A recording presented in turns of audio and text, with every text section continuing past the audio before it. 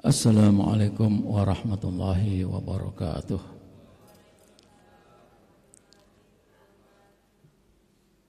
Bismillahirrahmanirrahim. Alhamdulillahi haqqa hamdih. Nahmaduhu ala ni'amihi wa rahmatih. Wa nuthanni ala fadlihi wa judihi wa karamih. Asyhadu an la ilaha illallah wahdahu la syarikalah. Wa asyhadu anna Muhammadan abduhu wa rasuluh.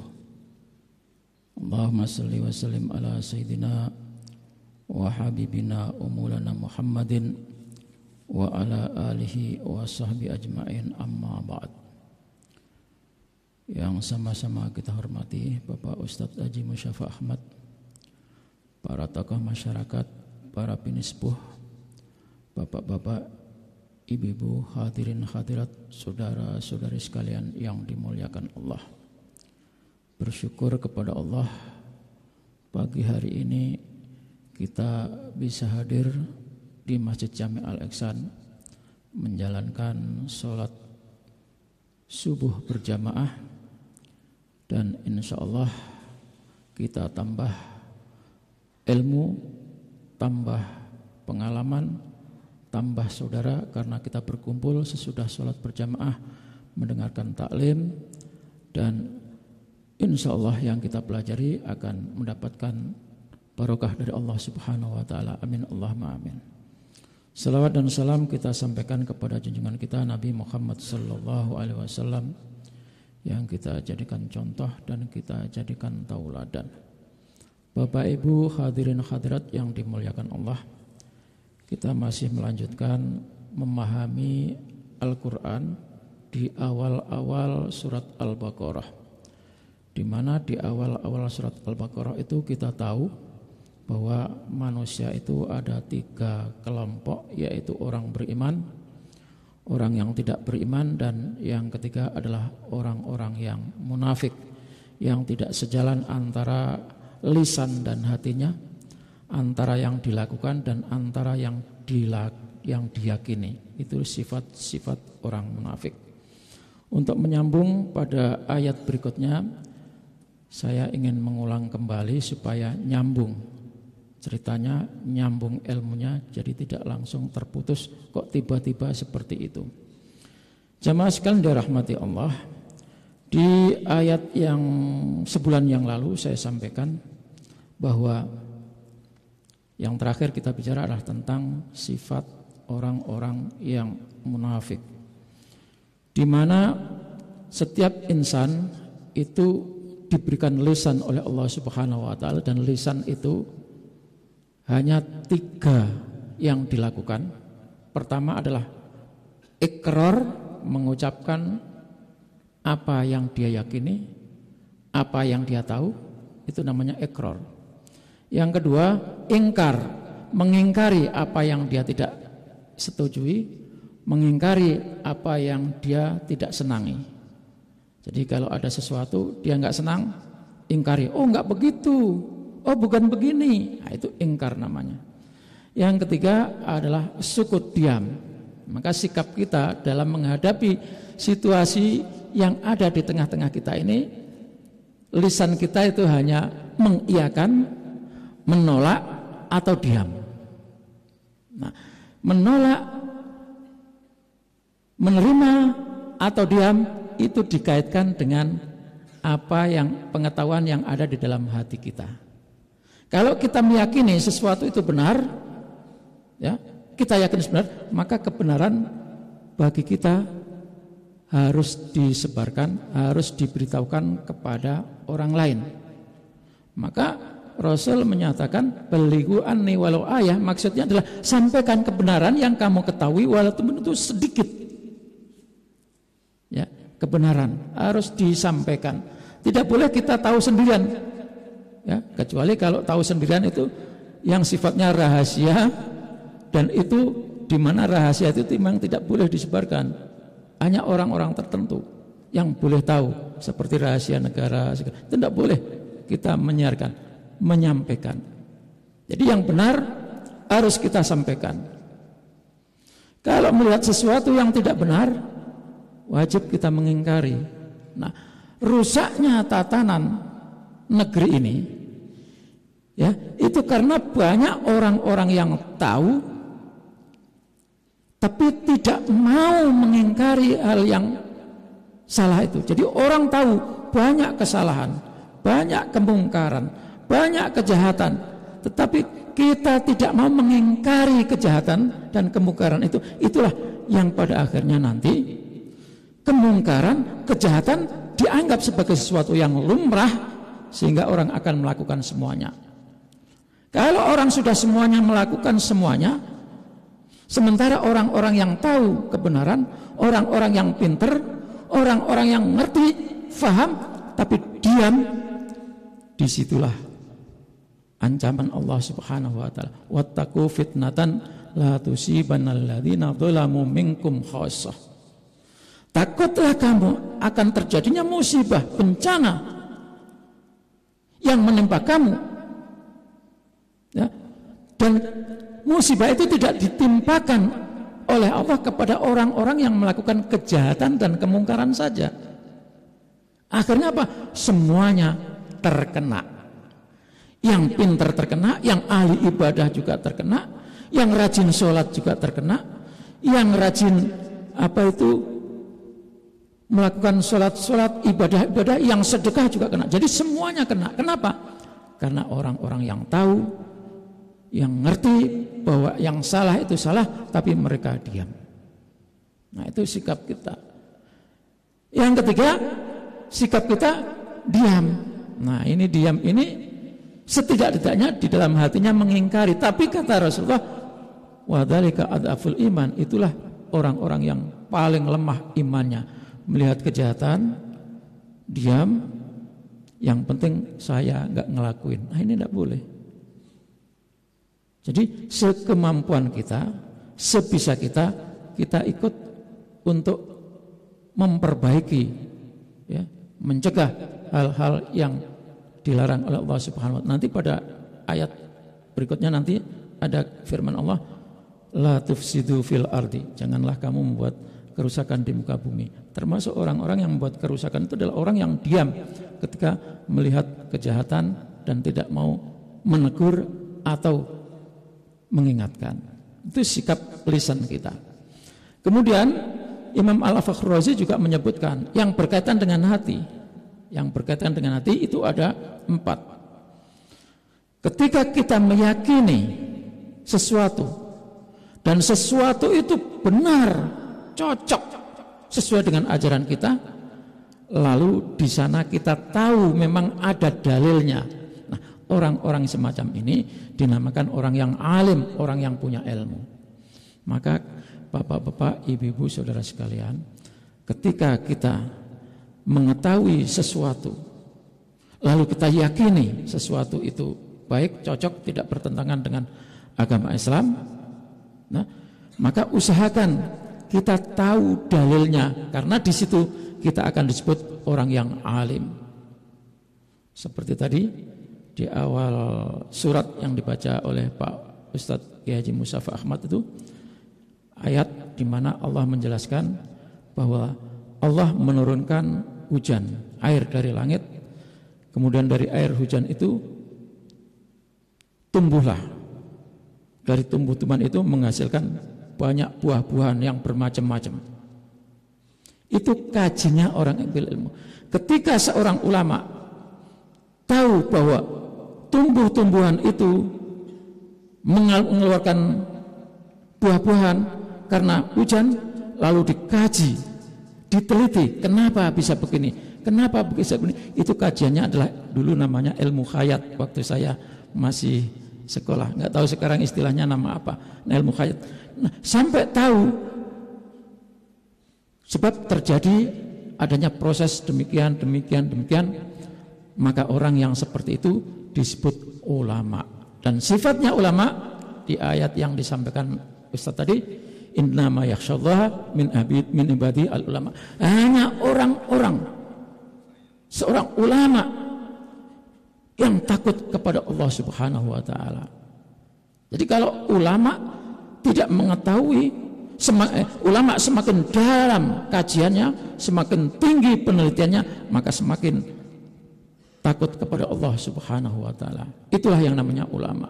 Jadi pertama dia yakini bahwa ini cocok, tidak bertentangan dengan aturan Allah, lalu diketahui dalil-dalilnya, dasar-dasarnya, maka mereka disebut ulama. Dan ulama itu tidak semata hanya orang yang pintar Al-Quran, yang pintar fikih. Para ilmuwan itu disebut ulama, karena jamak dari alim. Alim itu orang yang pintar, orang yang ngerti. Ketika yang kita yakini, ya, sebuah ilmu, sebuah penemuan, satu hal kita yakini cocok dengan ajaran Islam, kan kita ini banyak yang meyakini sesuatu, ibu-ibu, bapak-bapak. Ada kalanya yang kita yakini itu cocok. Kalau kita yakini cocok dan kita tahu dalilnya, itu namanya kita menjadi orang alim. Tapi ada kalanya kita yakin pada sesuatu dan sesuatu itu cocok, tidak bertentangan dengan ajaran Allah, sementara kita tidak tahu dalilnya, maka di situ kita disebut orang yang taklid, mengikuti, masih bagus. Maka ketika Ustadz menjelaskan,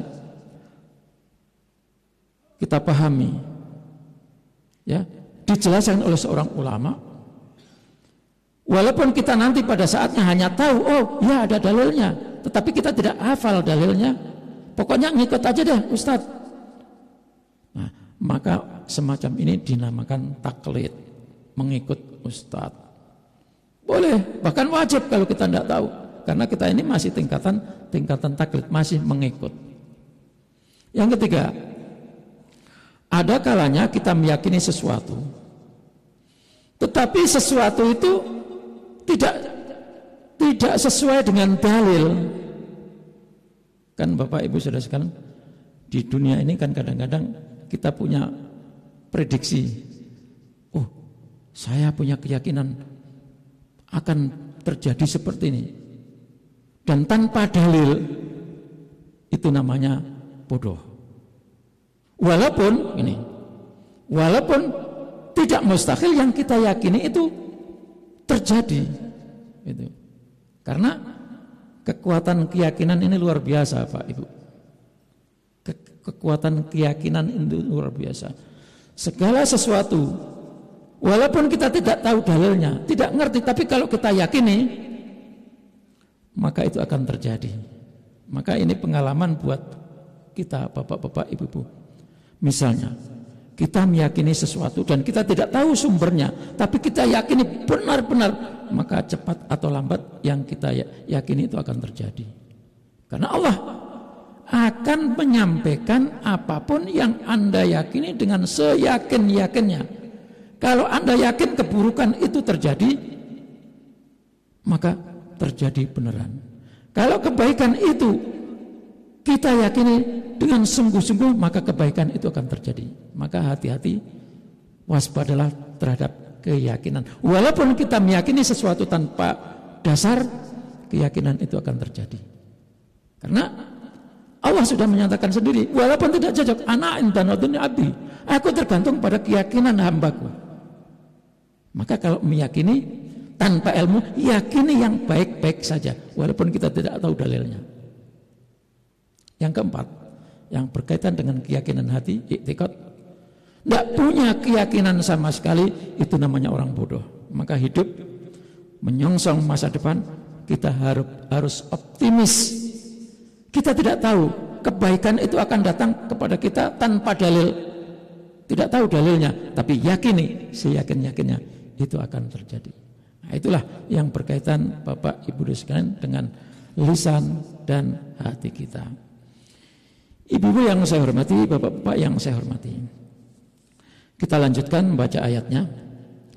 Tempo hari saya sudah baca sebagian. Wa minan nasi may yaqulu amanna billahi wa bil yaumil akhir wa ma hum bimumin. Dan sebagian dari manusia itu ada orang-orang yang menyatakan kami beriman kepada Allah dan kami beriman kepada hari akhir, wa ma hum bimuminin, padahal mereka tidak beriman. Sudah saya sampaikan, ayat ini turun ketika Rasulullah Shallallahu Alaihi Wasallam sudah ada di kota Madinah, di mana sebelumnya ketika Rasulullah ada di Makkah itu belum ada orang munafik. Karena apapun yang terjadi, apapun yang dirasakan oleh orang-orang beriman di kota Makkah, itu mereka tetap bertahan sampai dipaksa-paksa. Kita mendengar ada banyak sahabat yang meninggal gara-gara dipaksa untuk kembali kepada kufur. Keluarga Yasir misalnya, itu sampai keluarganya dibantai habis orang-orang kafir. Kenapa? Karena bersikukuh, sekali beriman tetap saya katakan saya beriman. Sungguh pun demikian dalam masalah kekufuran, kalau dipaksa kita boleh menyatakan, misalnya, kamu kalau tidak mengikuti saya, apa kata saya bunuh. Nah, dalam situasi seperti itu kita boleh mengucapkan apa yang tidak sesuai dengan hati kita. Makanya namanya mustakrohan, dalam keadaan terpaksa. Orang boleh mengatakan apa yang tidak sesuai dengan hatinya. Berbeda dengan munafik, dia menyatakan sesuatu demi untuk memperhatikan, untuk mendapatkan sesuatu, tetapi hatinya tidak membenarkan itu. Nah, jamaah sekalian, maka di Madinah waktu itu sudah terbentuk ya satu kelompok lagi yang namanya kaum munafik. Nah, kaum munafik, jamaah sekalian yang dirahmati Allah, di Madinah itu ada namanya kabilah Aus dan Khazraj. Jadi sebelum Rasulullah datang ke Madinah, di Madinah itu sudah berkembang kabilah-kabilah, ada namanya kabilah Aus dan Al-Khazraj. Nah, di balik ini penduduk Ansor, penduduk asli Madinah, ada yang namanya kabilah Aus dan ada kabilah Al-Khazraj. Di balik dua kabilah ini ada 3 kelompok kabilah dari kaum Yahudi. Nah, jadi munafik itu munculnya dari orang-orang Yahudi. Yang di apa itu ada namanya kabilah sebentar saya baca. Di mana pimpinannya adalah Abdullah bin Abi Salul, Ubay bin Salul. Itu kelompok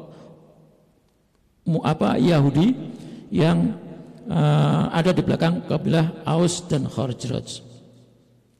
Jemaah sekalian dirahmati Allah, disitulah mulai terjadi penipuan.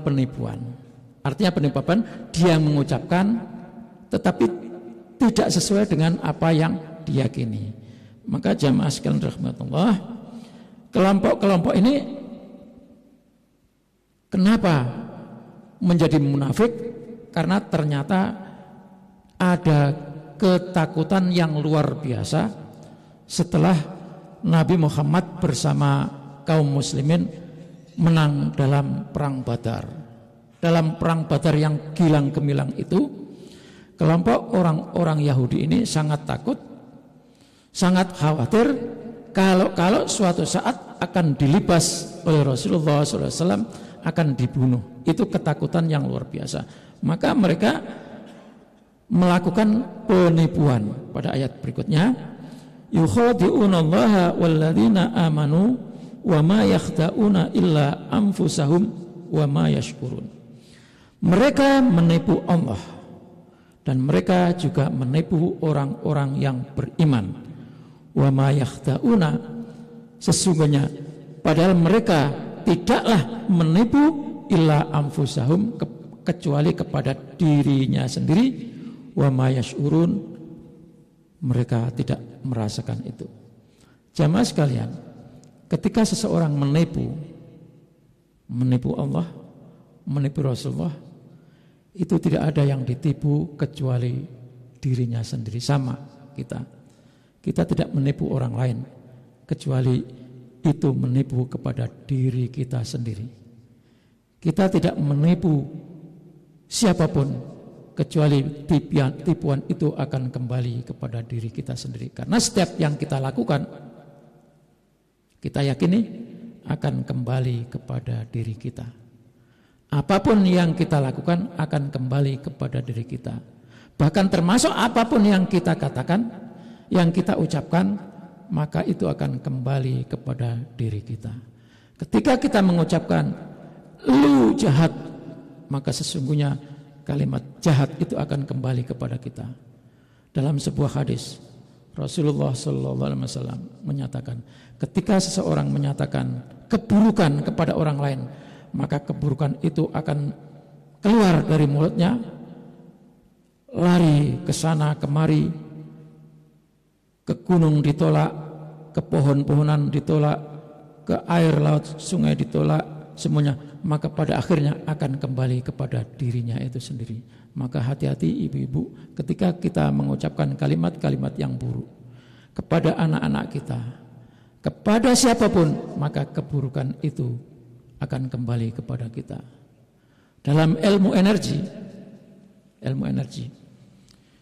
itu ketika kita mengucapkan, itu ada vibrasi, getaran itu akan menyebar kemana-mana, ya.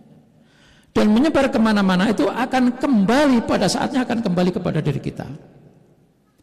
Jadi ketika kita mengucapkan kamu jahat, maka kata jahat itu mengeluarkan vibrasi, getaran banyak keluar, dan akan kembali kepada kita membawa vibrasi yang sama masuk kepada kita. Jadi karena tadi kekuatan energi adalah energi jahat, maka ketika menyebar kemana-mana, dia akan kembali membawa banyak lagi kejahatan-kejahatan yang kepada kita. Hati-hati. Dan tentu akan membuat kita menjadi manusia yang jauh lebih buruk.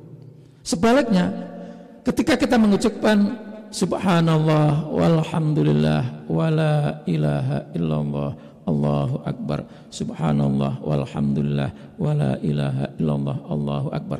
Atau kita bilang, oh Bapak bagus, Bapak bersedekah, Bapak rajin.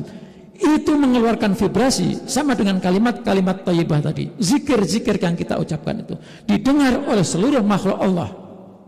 Makhluk Allah mengaminkan. Jangan dikira di kiri kanan kita ini tumbuh-tumbuhan, barang, materi yang keras-keras, yang pokoknya semua makhluk Allah itu diam. Mereka mendengarkan tasbih kita dan mereka mengikuti tasbih kita, mengikuti zikir kita. Maka bersamaan dengan zikir mereka, ucapan mereka mengikuti kita, dan itu akan kembali kepada kita. Maka kita mendapatkan energi positif yang begitu banyak dari apa yang kita ucapkan. Maka pantas Allah menyatakan ala bidzikrillahi tatmainnul qulub. Ketika kita berzikir, zikir itu kembali kepada kita dan membuat kita menjadi orang yang tenang. Jadi ibu-ibu yang saya hormati, jangan kira yang kita ucapkan itu tidak berefek sama sekali. Akan ngefek cepat atau lambat, terasa, dirasakan atau tidak dirasakan, itu kembali kepada kita. Maka orang yang suka marah-marah, ya, itu bertambah parah. Ketika semakin parah, akan semakin banyak marahnya, akan semakin parah derita yang dialami. Wa ma yakhta'una illa anfusahum. Mereka tidak menipu Allah, tidak menipu Rasulullah, tidak menipu orang-orang yang beriman, kecuali menipu pada dirinya sendiri. Tetapi memang wa ma yashkurun, banyak manusia tidak merasakan itu. Maka mulai saat ini, ibu-ibu, bapak-bapak, katakan yang baik-baik. Qulil haq, katakan yang baik-baik. Ya, qaulun ma'ruf, ucapan yang ma'ruf. Di sini ada kalimat yukhadi'un Allah. Yukhadi' itu menipu.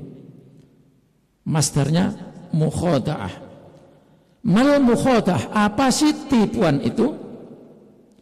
Fahiya idharu ma yuhimus salamah was sadat wa ibtanu ma yaqtadil idrar bil ghair wa takhallus minhu. Mukhada'ah yaitu menampakkan sesuatu yang disangka sesuatu itu akan mendatangkan keselamatan dan mendatangkan kebenaran, tetapi menyembunyikan apa yang bakal membuat bahaya bagi orang lain dan mereka terbebas dari apa yang disimpan dalam dirinya tadi. Jadi di dalam hatinya, ya kan gitu, sebetulnya ada niat ingin melakukan sesuatu yang jahat, ingin melukai orang lain, ingin menyengsarakan orang lain dalam hatinya, ingin membuat orang lain celaka, tetapi itu disembuhkan dalam hatinya. Sebaliknya hatinya mengucapkan seakan-akan kita berbuat baik kepadanya. Itu mukhada'ah. Dalam suatu kumpulan sosial bermasyarakat, ada hati kita yang ingin seseorang itu celaka, tetapi kita mengatakannya sebaliknya. Ibu, teruskan saja Bu, itu bagus. Padahal dia tahu kalau diteruskan itu bisa berbahaya. Kadang-kadang kan gitu kita lihat, ada orang kita nggak senang, di mana orang itu melakukan kejahatan. Nah ini berkaitan dengan lisan kita. Kita tahu bahwa sesuatu itu tidak baik, tetapi kita ingin agar orang itu celaka. Akhirnya kita mengucapkan sesuatu seakan-akan memuji, memberikan motivasi. Bu, lanjutkan Bu, bagus itu Bu. Terus, padahal itu maksudnya kalau dia terus ngelakuin itu, orang itu akan celaka. Betul nggak Pak? Sering nggak kita ngelakuin itu? Itu namanya mukhada'ah, menipu. Ya, kalau bahasa Jawanya dilulu atau dilulu, istidraj. Terus Pak. Padahal kita ingin menjatuhkan orang itu ke hal yang sengsara. Itu mukhada'ah, ingin orang itu celaka. Jemaah sekalian yang dirahmati Allah. Nah, tujuan mukhada'ah, menipu itu apa? Orang-orang di Madinah, orang-orang Yahudi itu ada 3 tujuan. Yang pertama, mereka dengan mengatakan yang baik-baik, padahal hatinya ingin akan orang itu celaka. Supaya apa? Supaya mendapatkan penghormatan dari Rasulullah. Aslinya tidak senang sama Rasulullah menyebarkan Islam, tapi nampak dalam perbuatan dan sikapnya itu seperti orang yang sangat dekat dengan Allah. Maka dalam surat Al-Munafikun Allah nyatakan, saksikan bahwa sesungguhnya mereka itu bukan beriman. Nampak setar wajah, bahasa Indonesia, nampakkan wajahnya, setar wajahnya bagus. Supaya apa? Supaya disayang, dipuja. Nah, kalau ada orang-orang kita tidak senang pada seseorang, tapi kita pepet terus seperti kita baik sama kita, padahal kita sesungguhnya tidak senang sama orang. Itulah tujuannya, ya, supaya kita disenangi, supaya kita tidak diremehkan, supaya kita dianggap sebagai kelompoknya. Ya, ada satu kelompok melakukan kegiatan, padahal kita tidak pernah ikut kegiatan itu. Bahkan batin kita menolak kegiatan itu, tapi kita ikut bergabung di sana. Supaya apa? Supaya kita dianggap sebagai sama dengan kelompok mereka. Nah, itu. Yang kedua, maksudnya apa? Bergabung itu supaya tahu rahasia yang sedang digagas, yang sedang dibangun oleh Rasulullah SAW. Maka orang-orang Yahudi yang hatinya masih dalam penuh kemunafikan tadi bergabung dengan Rasulullah. Kalau sudah bergabung kan sudah dianggap biasa, sudah ikut ke sana kemari, tetapi nyatanya di situ orang-orang itu mencari sisi-sisi buruk atau rahasia-rahasia, sisi-sisi kelemahannya, lalu sisi buruk kelemahan itu diberikan kepada musuh-musuhnya. Nah, ini di dalam perjuangan sama seperti bangsa Indonesia. Ada orang yang tapi rahasia negara dijual, rahasia negara dibongkar. Itu sama seperti kelompok ini. Jadi tujuannya ingin mengetahui sisi-sisi negatif, sisi-sisi kelemahan, dan sisi-sisi kelemahan itu disebarkan kepada lawannya. Maka tidak mustahil di Indonesia ini, kenapa kemerdekaan itu begitu lama ditunggu-tunggu tetap kalah saja, karena di bagian dari orang-orang yang katanya ikut berjuang sepertinya ikut, tapi rahasia disebarkan, diberikan kepada lawan-lawan musuh-musuhnya. Dan itu banyak sekali terjadi. Indonesia dijajah kenapa lama? Karena banyak orang-orang model semacam ini tahu rahasianya. Contoh misalnya Pangeran Diponegoro ditangkap, itu siapa yang ngasih informasi? Itu kan dari lawan orang-orang munafik tadi. Nah, yang ketiga, tujuannya adalah supaya mendapatkan perlindungan. Karena waktu itu sudah ada perintah orang-orang yang tidak beriman kepadamu Muhammad, selagi menampakkan apa itu dengan nyata permusuhannya, maka bunuh. Nah, akhirnya dia tidak berani menampakkan rasa permusuhannya, akhirnya di situ ikut gabung, asarnya aman. Dan kenapa waktu itu Rasulullah tahu Rasulullah, karena Rasulullah diinformasikan oleh Allah Subhanahu wa taala. Ketika Rasulullah cerita kepada seseorang bahwa di sini ada orang-orang munafik, ya, ada orang-orang munafik, tapi Rasulullah tidak menyebutkan namanya. Nah, ini Bapak, Ibu dan saudara sekalian, ini yang harus kita jadikan pelajaran.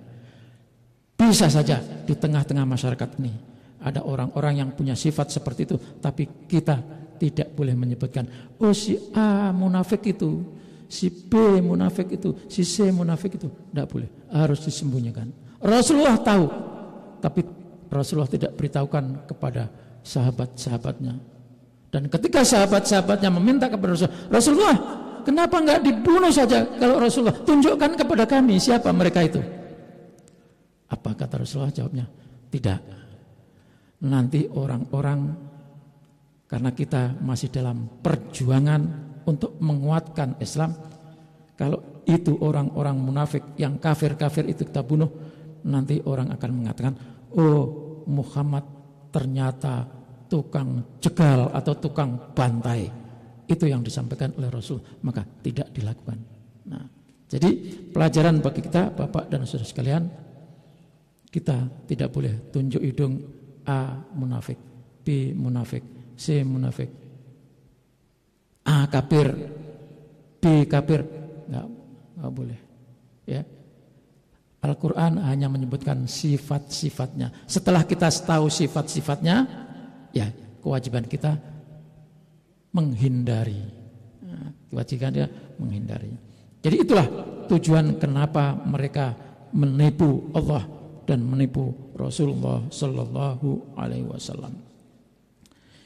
Bapak-bapak, ibu, saudara sekalian yang saya hormati, kita lanjutkan ayat berikutnya. Fi qulubihim maradun fazadahumullahu marada. Orang-orang yang saya sebutkan tadi, di dalam hatinya ada penyakit, fazadahumullahu marada, maka akan ditambah-tambah mereka itu sakitnya. Walahum adzabun alim, bagi mereka ada siksa yang menyakitkan, bima kanu yakdzibun, karena mereka melakukan kebohongan. Jamaah sekalian dirahmati Allah, fi qulubihim maradun, di dalam hatinya ada penyakit. Maka penyakit itulah yang akan membuat hatinya bertambah-tambah sakit. Jamaah sekalian dirahmati Allah, ini berkaitan dengan penyakit hati. Penyakit hati itu adanya di dalam hati, dan inilah yang harus kita bersihkan sebersih-bersihnya. Para ulama banyak menafsirkan apa maksudnya sakit yang ada di dalam hati itu. Sombong itu adalah penyakit hati.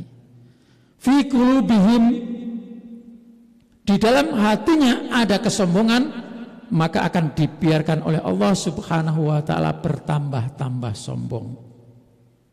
Maka orang yang sombong semakin besar, semakin tak terkendalikan. Penyakit hati adalah hasad, iri, dengki. Siapa yang di dalam hatinya ada kedengkian, maka akan bertambah-tambah dengkinya. Gitu. Siapa yang di dalam hatinya ada penyakit tidak suka kepada seseorang, maka akan bertambah-tambah rasa tidak suka itu ada di dalam hatinya.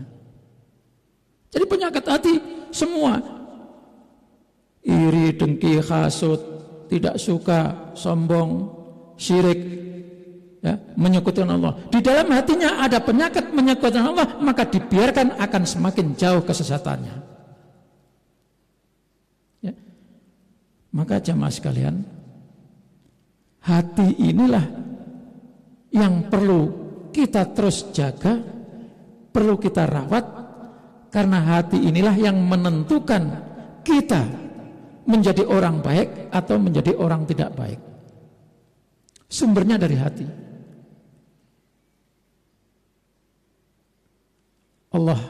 Rasulullah menyatakan bahwa di dalam diri manusia itu ada segumpal daging. Jika in saluhat saluha sairu jasadi. Kalau itu baik, maka seluruh fisik kita akan menjadi baik. Wa idza fasadat, dan ketika hati itu rusak, maka fasada sairu jasadi, semuanya akan rusak.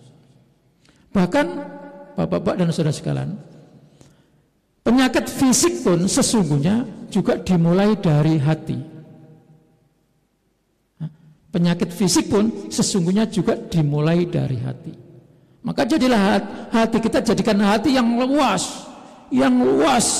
dalam menerima hal-hal yang tidak menyenangkan buat kita. Ada masalah, luaskan hati kita, maka masalah akan menguap dengan sendirinya. Ada sesuatu yang menyakitkan, buatlah luas hati kita, maka yang menyakitkan itu akan hilang dengan sendirinya. Tetapi kalau hati kita sempit, masalah yang kecil pun bisa menjadi penyakit. Ibu-ibu yang sering sakit jantung, jangan dikira itu tidak ada kaitannya dengan apa yang kita alami selama ini. Sangat mungkin itu dari sana. Penyakit yang kita rasakan, baik meriang, panas, dingin, itu bisa jadi dari sana. Karena itu hati mesti dibuat seluas-luasnya. Nabi Musa kan berdoa, Rabbi syrahli sadri wa yassirli amri wahlul 'uqdatam min lisani yafqahu qawli. Rabbi syrahli, ya Allah, luaskan dada saya. Seperti saya katakan, dada itu adalah hati yang paling depan. Mesti luas. Karena di situ sumber masalah datang masuk. Sumber perkara datang masuk di situ. Maka harus luas. Rabbi syrahli sadri, luaskan dada saya. Jangan kita jadikan dada kita tuh sekecil ember. Sekecil ember, kalau kejatuhan barang pasti airnya akan nyiprat kemana-mana. Dan cipratan itulah yang akan menyebar ke dalam sekujur tubuh kita. Fi qulubi maradun, di dalam siapa yang di dalam hatinya ada penyakit, maka bertambah-tambah penyakitnya itu. Nah, ini juga berkaitan dengan apa yang kita lakukan tadi, lisan, ikrar, diam atau melawan. Nah, dan lisan ini adalah hal yang paling banyak melakukan dosa. Saya ulang lagi, saya lupa tadi, mestinya saya sampaikan di awal tadi. Lisan ini adalah salah satu anggota tubuh kita yang paling banyak dosa. Boleh jadi hati kita tidak senang, kan gitu. Itu tetap tersimpan di hati. Tapi kalau sudah keluar dari mulut, oh saya nggak senang sama orang itu. Kalau keluar, itu sudah menjadi dosa. Kita, hati kita berprasangka belum apa-apa. Sebelum dikeluarkan melalui mulut. Jadi prasangka yang keluar dari hati itu tahan, kalau perlu hilangkan. Sebab kalau sudah keluar itu akan menjadi dosa. Dosa terbanyak itu adalah melalui satu ini, lisan ini. Sehingga Luqman Al-Hakim itu kan menyatakan inilah yang paling berbahaya. Tetapi ini juga yang membuat orang jadi enak. Orang merasa hormat kepada kita, takzim kepada kita, sayang kepada kita karena ini. Tapi kalau ini sudah tidak terjaga, meluncurkan apa yang ada dalam hati kita, itu menjadi dosa. Jadi kalau kita nggak senang sama jangan diucapkan. Ya, karena itu akan menjadikan dosa kita. Oleh sebab itu, apa kafaratnya? Kafarat yang menghapuskan dosa dari yang dilakukan oleh mulut kita itu adalah banyak-banyak berzikir. Udzkurullaha dzikran katsira. Banyak-banyaklah zikir kepada Allah Subhanahu wa taala, mohon ampun, istighfar, itulah yang menghapuskan dosa. Dan zikir yang banyak itu akan vibrasinya juga akan kembali kepada kita dan kita akan menjadi orang yang baik. Jamaah sekalian dirahmati Allah. Walahum adzabun alimun bima kanu yakdzibun. Itulah sebetulnya yang menjadi siksa buat kita di dunia ini, belum lagi di akhirat. Maka orang-orang yang mulutnya kotor itu sudah disiksa oleh Allah Subhanahu wa taala di dunia ini. Jangan dikira sudah diberikan balasan oleh Allah Subhanahu wa taala. Sakit hati bertambah-tambah sakitnya, itulah siksa Allah yang perih dan itu terjadi di dunia ini. Jamaah sekalian dirahmati Allah, tidak banyak yang saya sampaikan, ini saja saya batasi sampai di sini. Mudah-mudahan ini memberikan manfaat khususnya bagi diri saya sendiri dan umumnya pada Bapak, Ibu, Saudara sekalian. Saya kasih kesempatan ada barangkali yang ditanyakan, kalau bisa jawab saya jawab, kalau tidak ya kita tutup nanti dengan doa. Monggo Pak, Ibu, ada yang ditanyakan?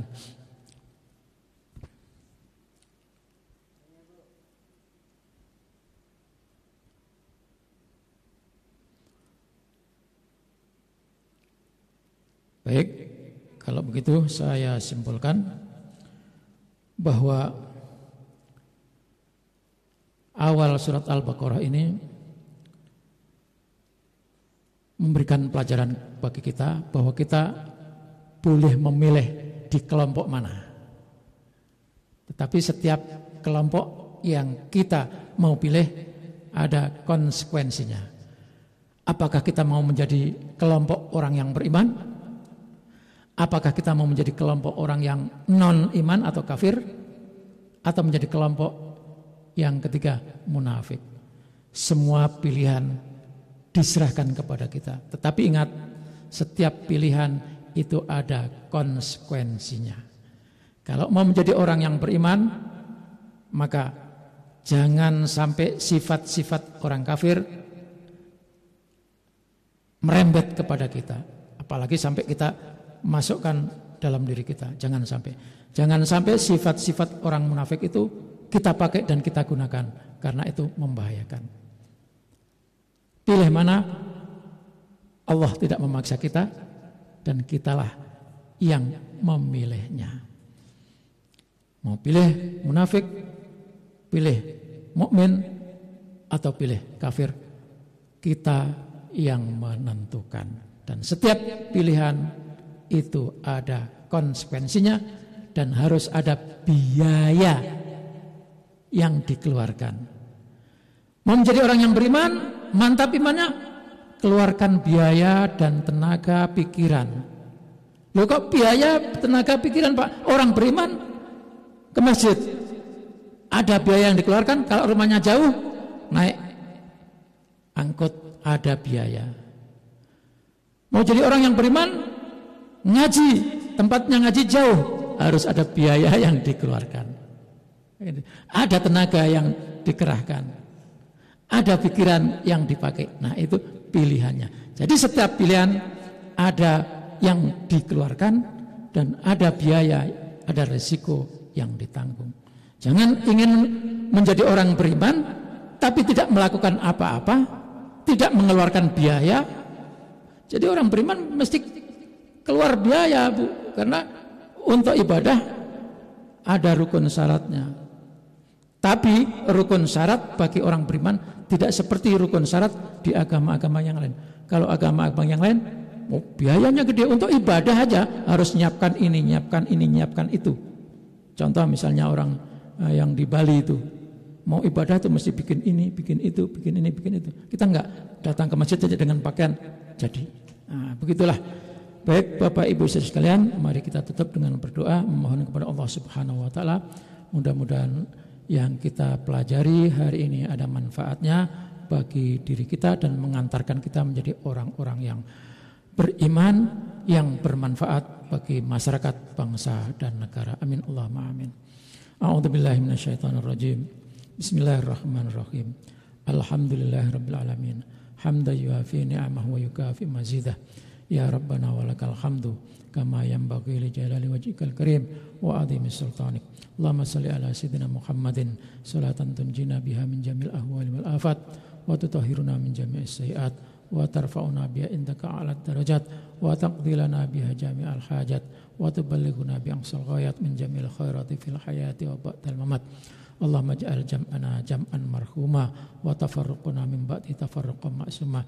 Ya Allah, jadikanlah pertemuan kami ini pertemuan yang Engkau rahmati, pertemuan yang Engkau berkahi, pertemuan yang Engkau berikan pemahaman, Engkau jadikan ilmu yang bermanfaat, dan jadikanlah ya Allah perpisahan kami nanti perpisahan yang Engkau lindungi untuk Engkau pertemukan kembali di lain waktu dan lain kesempatan. Rabbana la tuzigh qulubana ba'da idh hadaitana wa hab lana min ladunka rahmah innaka antal wahhab. Ya Allah, jangan Engkau gelincirkan hati kami setelah Engkau berikan hidayah petunjuk kepada kami. Rahmati dan karuniai kami, karena sesungguhnya Engkau zat yang berikan rahmat dan karunia. Ya Allah Rabbana, Tuhan kami, terimalah doa dan permohonan kami. Ya Allah, sehatkan badan kami, kuatkan iman kami, kuatkan Islam kami. Jadikanlah kami ya Allah orang yang tetap mantap iman Islamnya. Ya Allah, jika Engkau panggil kami, ya Allah panggillah kami dalam keadaan husnul khotimah. Rabbana atina fid dunya hasanah wa fil akhirati hasanah wa qina adzabannar. Wa sallallahu ala sayyidina Muhammadin nabiyil ummi wa ala alihi wasallam. Subhanaka rabbika rabbil izzati amma yasifun wa salamun alal mursalin walhamdulillahi rabbil alamin. Mohon maaf atas segala kekurangannya. Wallahul muwaffiq ila aqwamit thoriq. Wassalamualaikum warahmatullahi wabarakatuh.